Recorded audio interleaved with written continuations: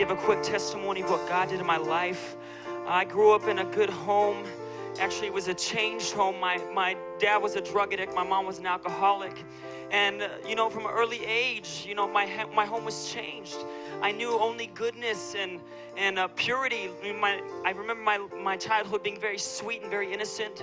I played in the dirt and, didn't really think about a whole lot, but as I got older, some things changed. My dad became a pastor and I moved to a new city, and I wanted to make friends. I wanted to have relationships with other people. I was kind of going out of my shell a little bit. And as I made a friend there at my new school, he kind of introduced me to pornography. This is kind of an image of my life, as it started out. I liked pornography because I could be as dirty as I wanted to be on the inside, as wicked as I wanted to be on the inside, yet on the outside, I could portray something that was good and clean and wholesome. Yet, sin isn't static. It didn't stay there.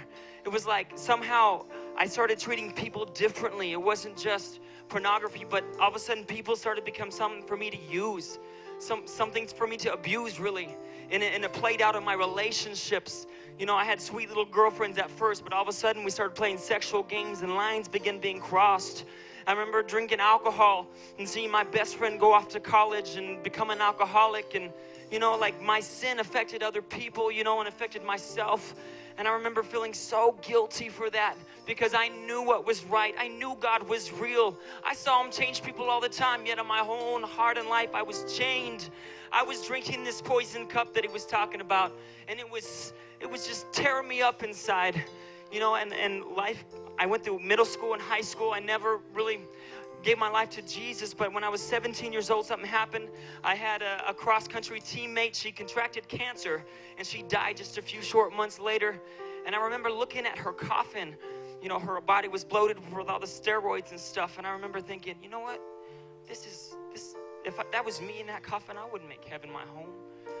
All the wicked screens I played out of my life over and over again in my mind. My heart was dirty. And I was like, if that was me in that coffin, I wouldn't make heaven my home. But I didn't give my life to Christ just then. I felt like I had gone too far because I knew what was right and I didn't do it. But you know what? God kept pursuing me, and God will pursue you. God will go after you. He kept telling me, you know what? You can be saved. You haven't gone too far. And it was July of 2005. I gave my life to Jesus Christ. I bowed my knee at an altar just like this. Totally changed.